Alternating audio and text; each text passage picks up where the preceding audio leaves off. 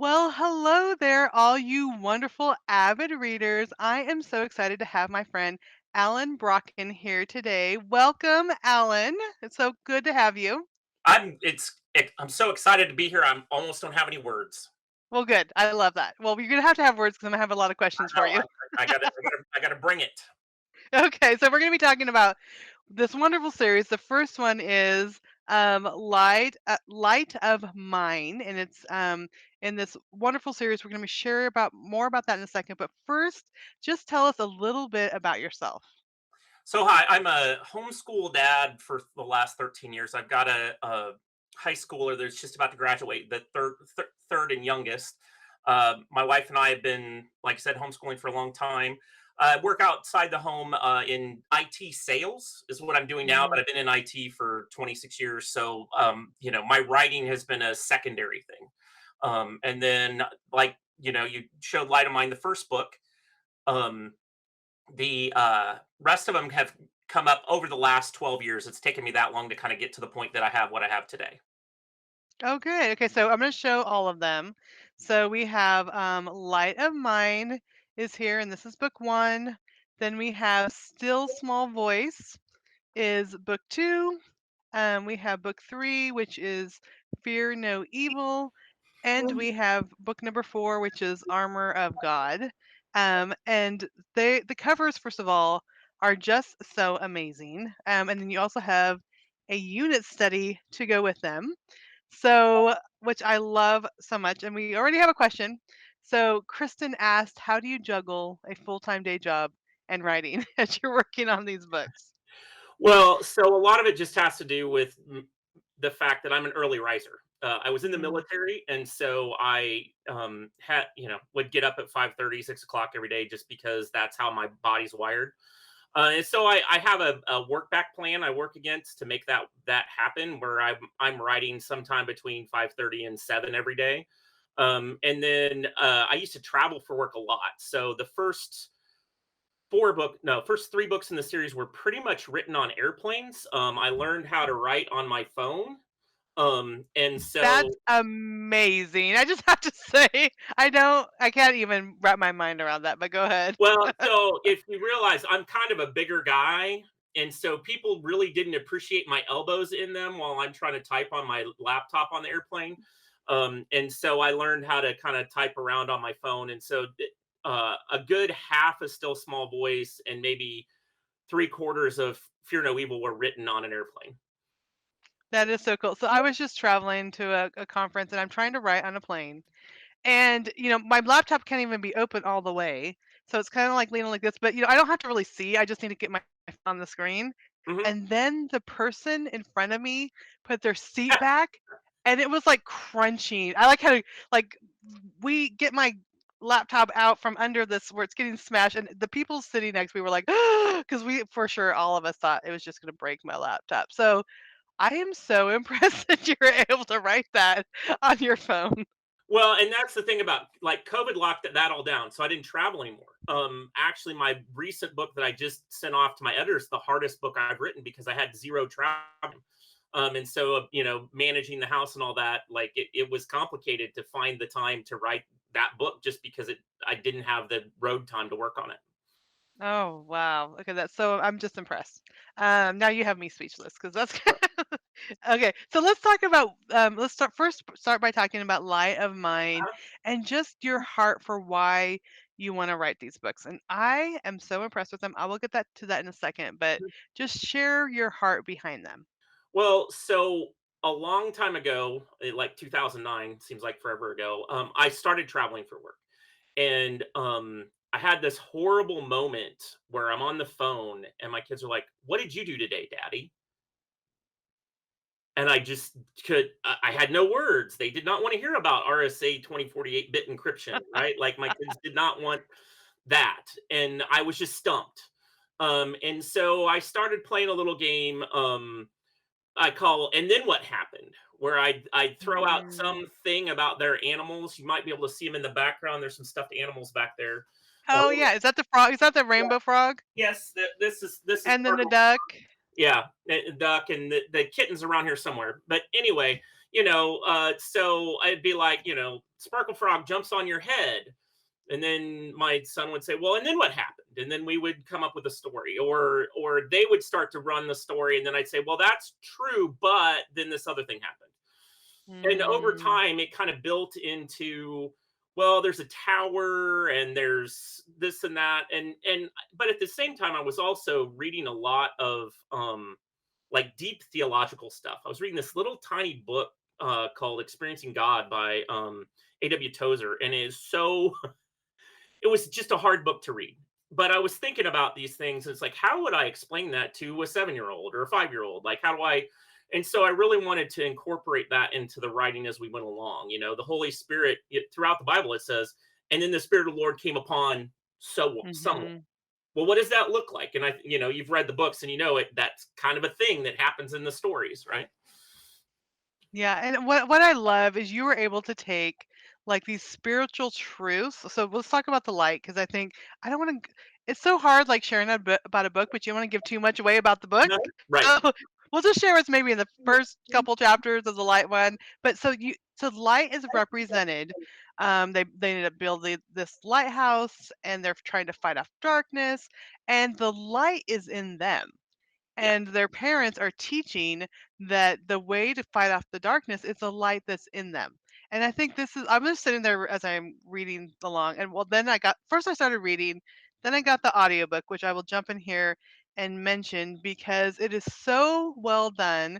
We have it here. The narrator's great, the storytelling is great, but you take these spiritual concepts like you're talking about, and Sparkle Frog's gonna have, or the light, the golden feathers of the duck, or all these things are in animals or in things like lighthouse and light that kids can understand, but they're actually representing spiritual truth. So, in one point, a sister was going to hide the kitten, and the brother's like, "Remember, if we don't tell the truth, it allows the darkness to come closer," or something like that. Hmm. And I'm like, "Okay, so kids are following along because they love the story." But then these truths are coming in there, and I think it's such a wonderful way for parents as they're reading a story to share these biblical concepts in a way that kids can understand. Well, and you know what's funny about that particular scene, where it's kind of like, "Hey, I should hide this. No, you shouldn't," that kind of thing. That feedback actually came from an 11-year-old beta reader. Oh, So, really? so I had a mom reading aloud to her 3 kids, and her middle child was like, "Hey, wait a second. Shouldn't that affect the light when the child's not being Mm. honest?" And I actually had to rewrite 2 chapters because I needed to bring that into it because they were right. That's what should happen. And so one of the things I'm pretty adamant about is I do have younger readers as my beta readers to tell me, is it any good? And sometimes they tell me things I don't want to hear, but I have to rewrite the chapter because I didn't do it right. That is so because kids pick up on stuff. They are very perceptive. In fact, Jenny asked, "What age is this geared towards?" Yeah, so I wrote it as a family read aloud for kids from like 6 to 12 was kind of the ballpark of my kids at the time this happened. I had 3. But what I know is it's not very, if it's a sit down and read on your own for a child, it's probably more like 8 or 9 to 12. And then I've got 2 like 14-year-old boys in my beta readers that they got the 4th book and read it in 24 hours. So older kids can still like it. Mhm. And even I have a 18-year-old girl. She liked it because it's action, it's suspense, it's got good messages. And then but there's no kissing. So she just liked that it was clean action. She didn't have to worry about the kind of the romantic side of what young adult puts into things. Okay, and so yeah, Kristen said, "I love that you have beta readers." And so as you're talking about, first of all, the different ages can read it. Like a younger child it would take longer, or a parent could read it out Yeah. loud. Yeah, a little bit older kids can read it themselves. I think these would be perfect books for parents to read out loud. And Mhm. we're homeschoolers too. You're homeschoolers, so as you're going through, these would be great for your read aloud time, but I do want to give some time to this unit study part of it Mhm. because, again, as homeschoolers, we're like, thank you, you did all the work for us. I just did a workshop at a writers conference on how to turn any novel into a unit study, and I should have grabbed this to show them that there are already some that are already done as unit studies. I'm going to show them real quick. You have like scripture here, but then it goes through, and so it has vocabulary. So these are words that are in like the first chapter, and then we have like vocabulary, and you share a part of the story here, and then you have questions for the parents ask. So, why does father build the tower? What special animals visit the farm, which we've already talked about? There's frog, and then there's duck, and then kitten shows up. And then what does father do for work?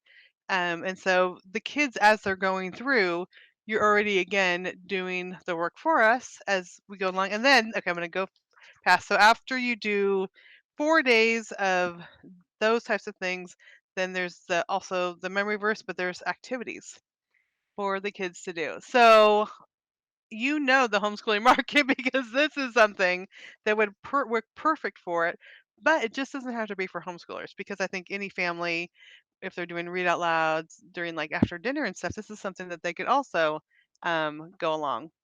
Yeah, I mean, from a practical perspective, I mentioned I ran out of words, right? Like I work hard with lots of people, and if you and now being remote, like I'm on 14 Zoom calls in a day, and now it's the end of the day. How do you Mm. interact with your kids? What's nice about this is it's like a guided tour. It's like, hey, let's read a chapter. I don't have to make up any words to read the chapter, and there's discussion and questions. And the version you got, Trish, is just not quite right because joke of the day is coming.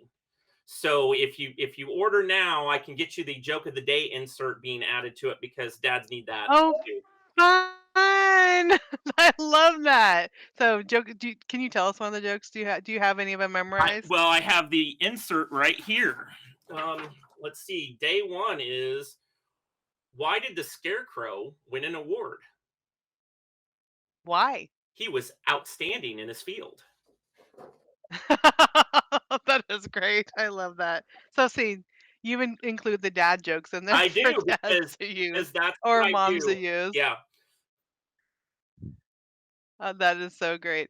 All right, so I would love to hear. There was just I'm going to put this back up again. There's a comment from Janelle that says, "I love the first book in the series so much. Definitely planning to get them in paperback for my kids." So I would love to hear what other type of feedback that you've gotten from parents as they're going through and they're reading these books with their kids.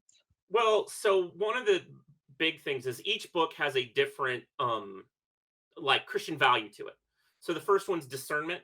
There's a mystery going on, and and as I like to say, the kids start to get some fake news from some people, and they've got Mm, to go back to the good book to get get the truth. The yeah. second book is really about their conscience.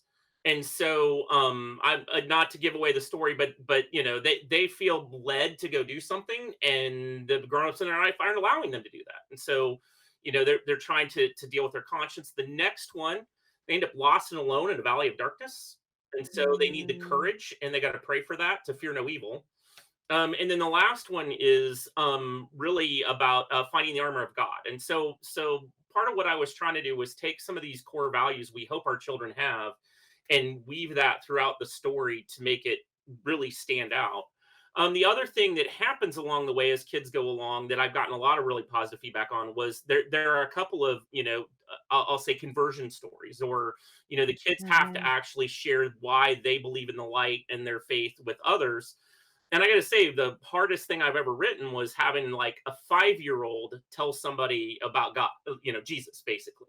Like, put in Yeah. this fantasy setting, write it to somebody that's got no context. It's like, how does the 5-year-old explain that? And going back to kind of my beta readers, that was their number one thing they liked about that story was that. Like every single one of them said, "Oh, I love how you put that together." So, that's a big part of what this is about.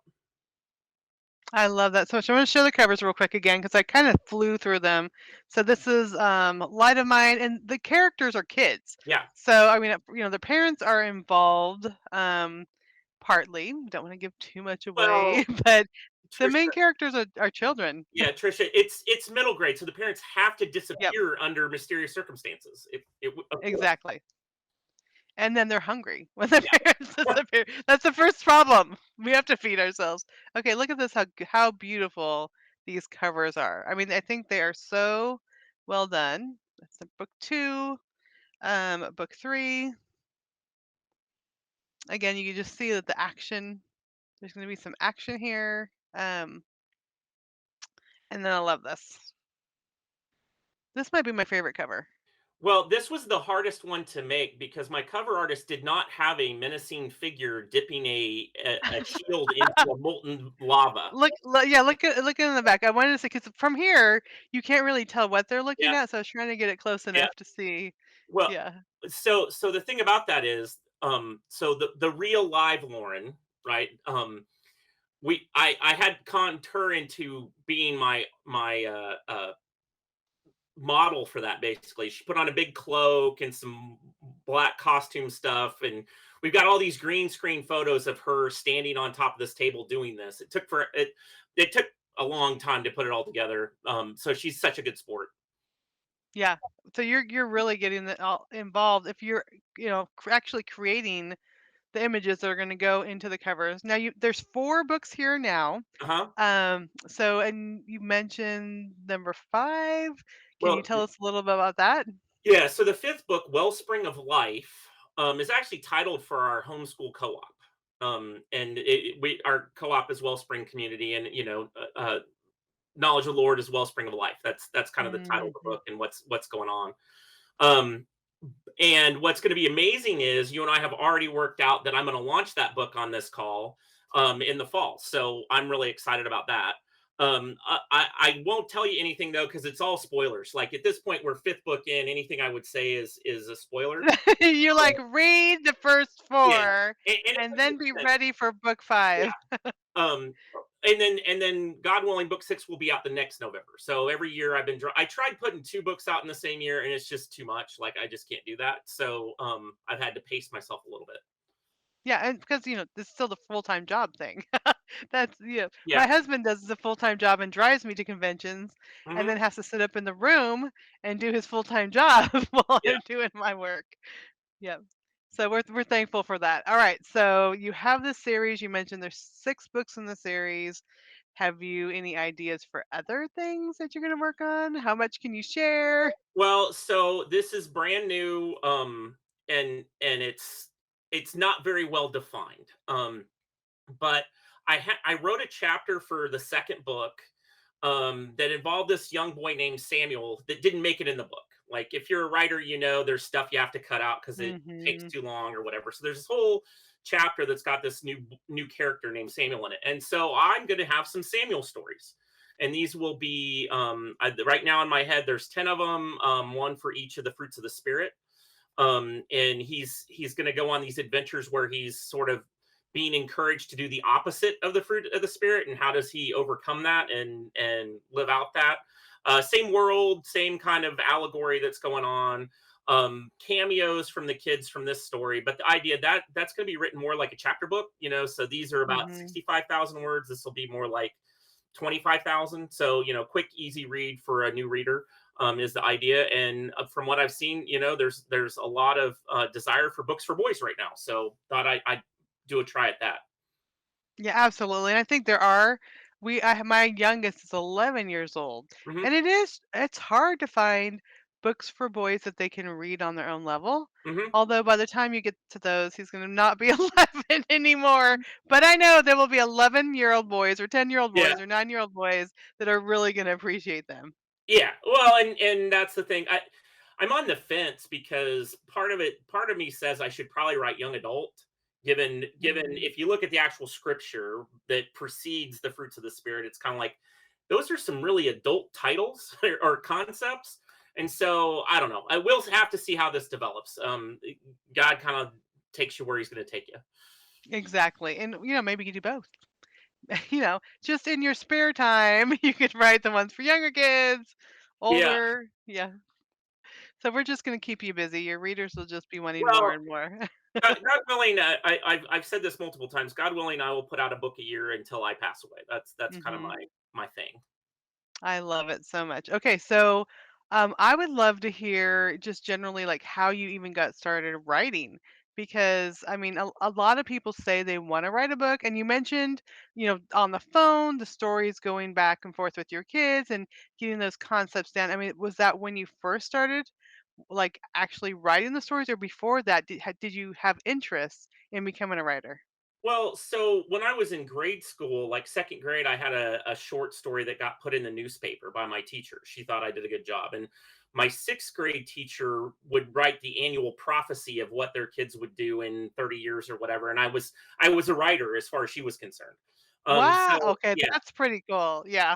yeah. So no, in sixth grade, I wrote this book called The Shock Troops Year of Conquest. It was a 100-page handwritten thing I wrote in sixth grade. But then I got to junior high grammar and English, and that was Mhm. hard, and I really didn't wanna do that, and so I kinda fell out of it. I ended up getting a job in IT, but eventually I was a consultant, and I started writing what I'll call near-term science fiction. I was writing these IT things that would happen in 3 to 5 years. So did tons of writing there, and it just kinda I kinda fell into it then for my own kids because as we would talk about this stuff, I would have good time first thing in the morning. So it just Mhm. kinda made sense to type up what I was gonna talk about and then read it to them later, as opposed to trying to do something off the cuff when I was out of words. Oh, I love that so much. And I love that you made that point of thinking ahead and having those connections with your kids. I think it could be so easy to be, just talk about whatever, but actually started taking these truths in allegory and writing it down for your kids. And so I think that's a great thing. I think you've also made it easier, so now dads can just pick up the books and they can do Right. the same thing with them. Well, and I was just we were talking before the call about I was just at the Great Homeschool Convention in St. Louis, and I did a talk on help. I've run out of words, Mm. like trying to give dads techniques and things like that to do. So that's something I'm trying to figure out now that I'm not going to another convention this year. Like, is there an online way I could give that to people? Because I think it's something people would like. Like, at least I got good feedback at that event.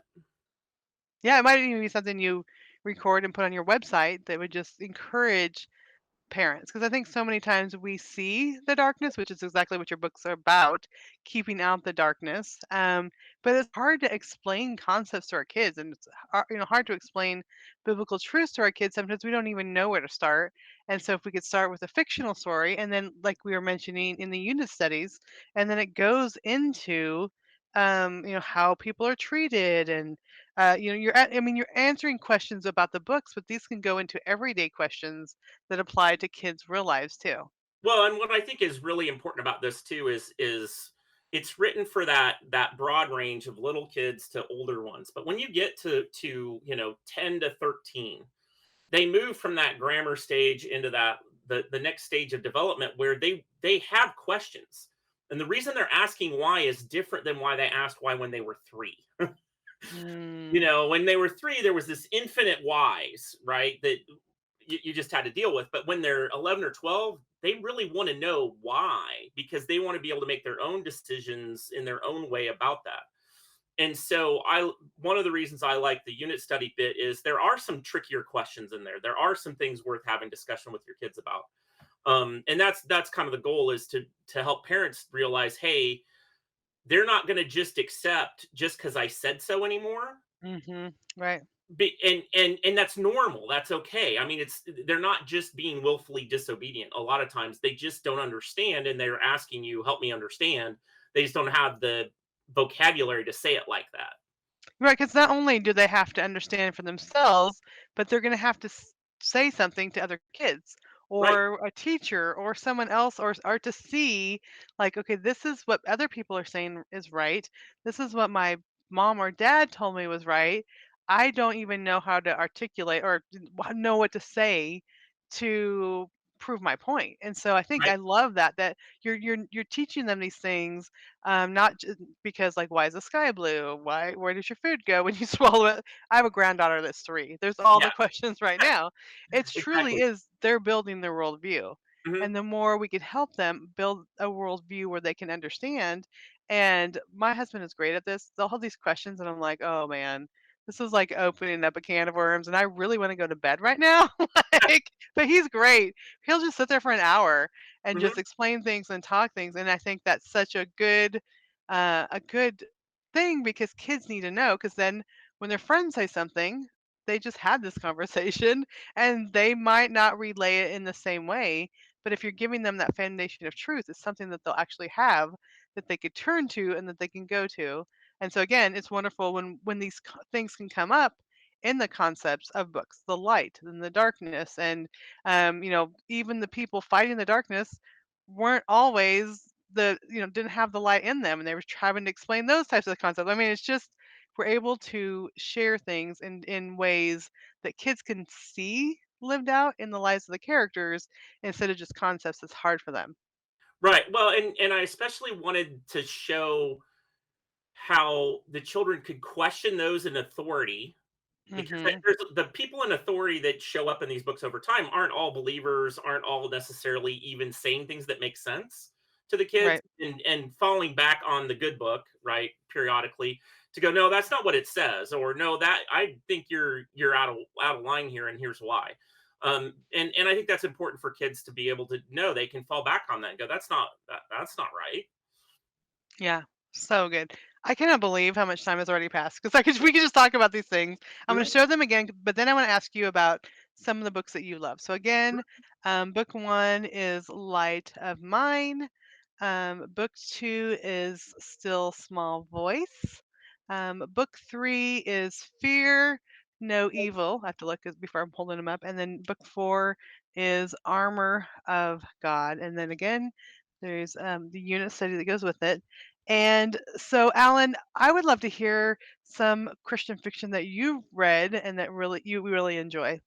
Well, so a couple that come to mind. I like Morgan Bussey's Daughter-alike is actually. I picked that up in the middle of writing my books, actually, and I thought it was great. And I may have borrowed some ideas from her here and there, because she's a really great writer, and I learned some stuff. The other thing is, and this isn't for everybody, just to be clear, but Carrie Nietzsche's werewolves, zombies, and what's the other one? Uh, Vampires. Vampires in Amish in space thing. I thought he did such a great job of sort of talking about the gospel, talking about sort of the tenets of Amish life and things. Like the research he did was incredible. But I just felt like his juxtaposition of, sort of uh, simple Christianity against the complexity Mm. of living the Amish life in the context of space. Like that was all so well done. And then on top of it, his uh the the science around what he was doing was just great science fiction. And he's got some others. The Rats books were great too. So I mean, both of those are two that just come straight to mind. And I noticed Janelle Leanna's on here, and I'm listening to her audiobooks right now, and she blew me away really early on in one of them, where basically the father is talking to the daughter about how people create their own gods, right? That they're not Mm. following the god, they're creating their own god. And it was just masterful. Like anybody that like I would read that to, my grandchildren kind of book. It was amazing. I love that so much. And what you're saying and what I totally, as I went to Realm Makers and suddenly have found myself in this new world of amazing Mhm. books, I'm like telling my kids, like, you should read this. You should read this. They're like, Mom, I cannot believe you're reading these books. It's masterful how people are creating worlds. I mean, I do historical fiction. Mhm. The world's already created for me. Yeah. So I've done Amish. That world Yeah. is pretty much created. But mixing of these worlds, creating new worlds, there's symbolism, there's allegory like you wrote, so many things. I just sit here sometimes and either pause the audiobook or if I'm reading it, just pause and like, wow, that was really cool. I never thought of explaining it that way or that someone was able to create that idea, which just goes that we serve a masterful creator who's able enables us to share ideas and truth and story and the gospel in the most creative ways. And so I love that as I'm reading more of fantasy and science fiction and all these different world building books that they you have done, others have done a really great job of just explaining the gospel in ways that people can understand as they're being swept along with the story. It's not like you're preaching. It's like the story's getting going along and they're learning as they grow. Yeah, no, I feel blessed by all of the you mentioned Realmakers. Realmakers is like made my writing, right? Like without them I wouldn't have what I have today. But the example of so many finding that allegory, finding that right way to do it, Hmm. and then being able to partner with people like Stacy Bradshaw to do these audiobooks and that sort of stuff. I mean, God's just brought a lot of cool people along the way to make things work. Yeah, I love it. Well, so let us know, where can we go to get more information about you and about these books and everything else that you're going to be doing even in the future?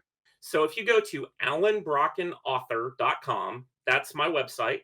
And so everything about my books, you can get stuff. Actually, you can get exclusive things like my audio Oh book. yeah, we were going to mention that. Yeah, I didn't mention that Show earlier. us that. So this is a little audio player that has Light of Mine on it. So I know a lot of homeschooling parents don't want their kids to have tablets, screens, computers, but having a little audio player might not be a bad idea. And so I have Yeah. that with the unit study, with the book, just because some kids have reading challenges too, and they need to hear it Hmm. while they're watching it. So I tried to find a way to make that cost effective for parents. But that's on my Hmm. website. But then you can also kind of get the dad joke of the day at Allen Brokken Author on all the social media: TikTok, Facebook, Instagram, YouTube. I'm out there. I love it. I'm just going to have to go get all the dad jokes and impress my kids with, they'll become mom jokes when I tell Yeah, them. that's totally fine. Well, you know when someone's not a father and they tell a dad joke, you know what they are? What? A faux pas. That is awesome.